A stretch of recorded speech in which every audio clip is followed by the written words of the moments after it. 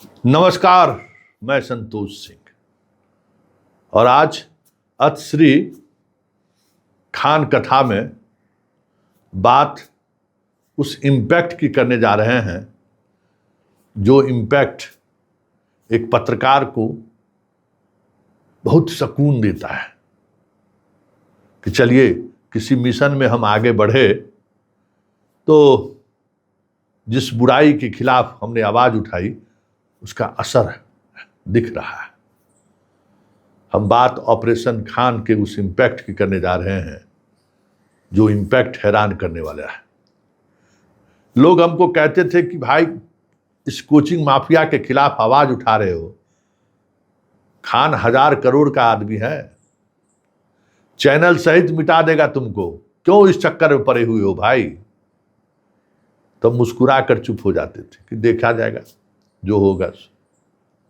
लेकिन आज देखिए बीपीएससी का रिजल्ट निकले हुए 4 दिन हो गए। किसी अखबार के फ्रंट पेज पर किसी भी कोचिंग संस्थान ने दावे के साथ किसी बीपीएससी टॉपर से लेके 2000 तक लाए हुए रैंक की तस्वीरों के साथ कोई एडवर्टीजमेंट जारी किया है क्या? कोई एडवर्टीजमेंट जारी किया है क्या? किसी मीडिया हाउस में उस तरीके का इंटरव्यू चला है क्या? नहीं ना। यही ताकत है मीडिया की।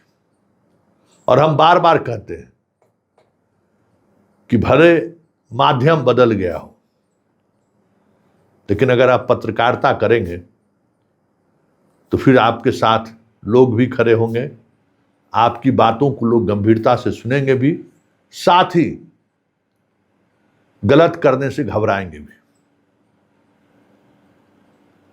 यही ताकत है पत्रकारिता की। कहां मेरा फैंस एंड फॉलोअर्स है भाई, कहां सब्सक्राइबर मेरा है, कितनी में हमारा क्या औकात है ये बताइए। कहते भी हैं लोग कि खान को देखिए कितना है और संतोष सिंह को कितना है, संतोष सिंह क्या बिगाड़ लेंगे। तो संतोष सिंह यही बिगाड़ा कि खान की औकात नहीं है कि जो लड़का उसके यहां नहीं पढ़ा है उसको भी कह दे कि हमारे यहां पढ़ा है।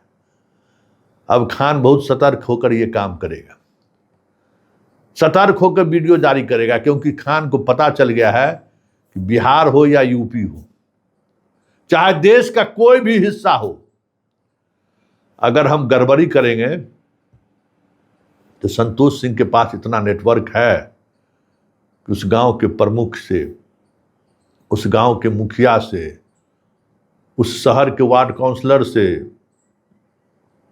इंटरव्यू ले सकता है ये। हाँ, ये अलग बात है कि मेन एक्सट्रीम मीडिया में नहीं है तो संसाधन की हमें कमी है, संसाधन की कमी है, इसलिए हम उस तरीके की पत्रकारिता नहीं कर सकते हैं, नहीं कर पा रहे हैं। मेन एक्सट्रीम मीडिया में जब तक रहे कोई आसपास कोई नजर आ रहा था क्या? एक से एक जो बड़े बड़े तोप अपने को समझते थे उनको तो जमींदेज होने में तो समय ही नहीं लगा। संतोष सिंह का इतिहास पलट लीजिएगा। हमने पत्रकारिता की है सिर्फ, तो ये मेरी सबसे बड़ी जीवन, अपने पत्रकारिता जीवन की एक बड़ी सफलता हम मानते हैं। इसमें आप दर्शकों का और ईश्वर की बड़ी कृपा है हमारे ऊपर कि जहां 1000 करोड़ का बजट इन लोगों का, कोचिंग माफियाओं का हुआ करता था, 1000 करोड़ का, अखबार से लेके होर्डिंग से लेके सारी जगह प्रचार करने का कि ये देखिए बीपीएससी की टॉपर हमारे यहां पढ़ी है। कहीं कोई होर्डिंग, कहीं कोई अखबार, कहीं कोई सोशल मीडिया में इस तरीके की खबरें चल रही हैं। इसमें सिर्फ संतोष सिंह की ही भूमिका नहीं है, कई आम लोग भी अब इस काम में लग गए। आम लोग हमें वीडियो मुहैया करा रहे हैं कि देखिए फर्जीवाड़ा। ये ताकत है पत्रकारिता की कि पैसे रहने के बावजूद भी, बड़े नेटवर्क होने के बावजूद भी गलत करने से सारे कोचिंग वाले डर रहे हैं। कि कोई है कि सवाल खड़ा कर सकता है। हाल के दिनों में कई कोचिंग वालों ने हमसे संपर्क किया है, कई कोचिंग वालों ने। अगर हम चाहते तो आज हम भी इंटरव्यू लेके अपना टीआरपी बढ़ा लेते। अभी बहुत बड़ा टीआरपी है ऐसे लोगों का इंटरव्यू लेना। लेकिन मैंने पहली मुलाकात में मैंने यही कहा कि जनाब, अगर आप लड़ाई लड़ रहे हैं तो मीडिया से दूरी बनाइए, मीडिया से दूरी बनाइए, तभी आप इस लड़ाई में जीत सकते हैं। लेकिन क्या कीजिएगा, क्योंकि हम सलाह देते हैं सही।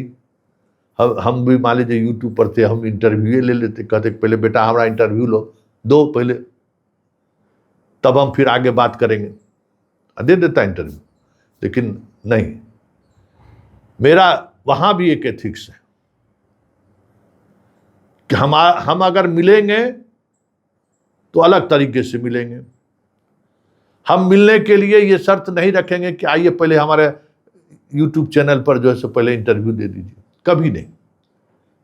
ये चैनल मेरा अलग है और जो प्रोफेशनल रिश्ता है वो अलग है और संघर्ष का रिश्ता अलग है। हम 3 तरह का रिश्ता निभाते हैं जीवन में। एक चैनल का रिश्ता है, उसका माध्यम अलग है। एक प्रोफेशनल रिश्ता है, उसका भी माध्यम अलग है, वो हमारे चैनल के रिश्ते को प्रभावित नहीं कर सकता। एक संघर्ष का रिश्ता है कि कोई आदमी परेशान है, किसी आदमी को अगर इस मौके पर हैरान है, परेशान है, अकेला है और उसको अगर हमारी ज़रूरत है, तो वो मेरा एक अलग रिश्ता है, संघर्ष का रिश्ता है। उसमें न प्रोफेशनल रिश्ता और ना ही जो मेरा काम है यूट्यूब, उसमें कहीं हम तीनों रिश्तों में एक दूसरे में कभी घालमेल हम नहीं करते।